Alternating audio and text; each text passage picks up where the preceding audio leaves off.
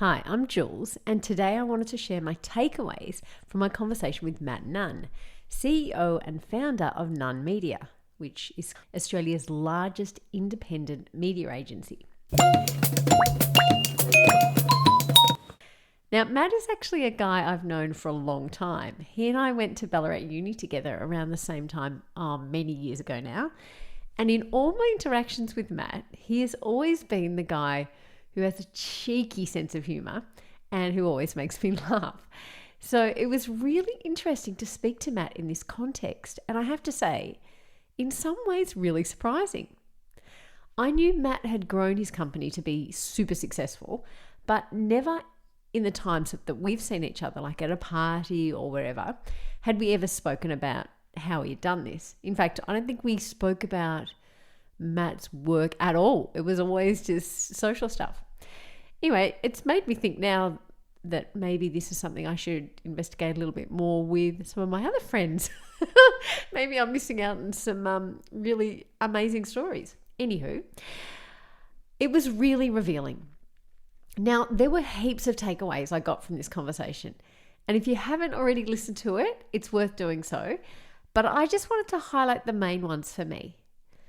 And now I've heard a number of times from conversations I've had on the show with other guests as well, that grit is a major player in achieving your goals. Sticking at something, even when it gets hard. But I was thinking as I was listening to Matt break down some of the challenges he's had to work through, how difficult that must have been at times. And there were obstacles. I mean, there are obstacles in everything we do all the time, constantly. But I guess the difference is how you handle them that determines the direction you head in. So, for example, if you see them as too hard, you come across a block, then you might turn around and stay exactly as you are. And that's okay. That's fine. It's comfortable. You know the path. You've been there because you just walked it. Or we have a decision and we have a choice that we can try and either move it or find a way around it. Now, if we choose to do that, that's when we get to see what's on the other side.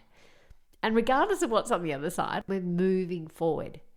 So for me, a big thing here was there's no choice. The only choice for me is that I have to keep moving forward. Another takeaway for me was the huge impact his mentor, Tony Gandel, had on Matt's success. Yes, he was an investor financially and helped Matt out in the early days when he needed it. But Matt spoke about how the biggest impact Tony had was on the role he played in guiding him through growing his business, but more importantly, I think even helping him believe that he could become anything he wanted in that space, like actually growing his confidence and self-belief. And I think I've had mentors cross my path before. In fact, I know I have. But it makes me think I need or also would really like a mentor like that in my life. Someone who can help direct me and instill that unwavering confidence and self-belief. I mean, it kind of used to be my mum, but apparently she was biased. I don't know, but it doesn't quite have the same impact when it's someone who loves you. Definitely something I'm going to think about from here. As a mum and a teacher, actually, another thing I'll be taking away from this is really trying to help my own kids, but also those I teach, find what it is they have the passion for, or fire, as Matt called it, and then to stick at it, not quit. I truly believe and agree with Matt here that may be the decider between those that make their goals happen and those that don't.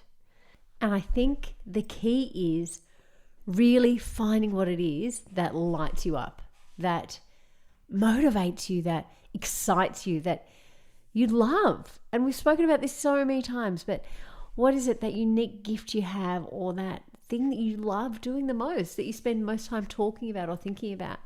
Maybe that's the place to start. And then just pursuing it relentlessly, using that to motivate you to get up every day and just work at something that you love doing.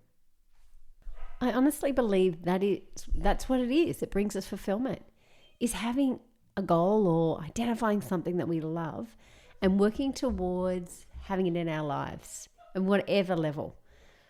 What was really clear was that Matt has an amazing wealth of knowledge and an impressive ability to convert that into action and results. If you haven't had a chance to listen to Matt's interview, I highly recommend you do. Part 1 and 2 are out now, or the full video episode is on my YouTube channel, JulesFM Show. If you enjoyed this episode, don't forget to hit subscribe on your favorite podcast platform. And thank you so much for listening. It's awesome to have you here. Until next time.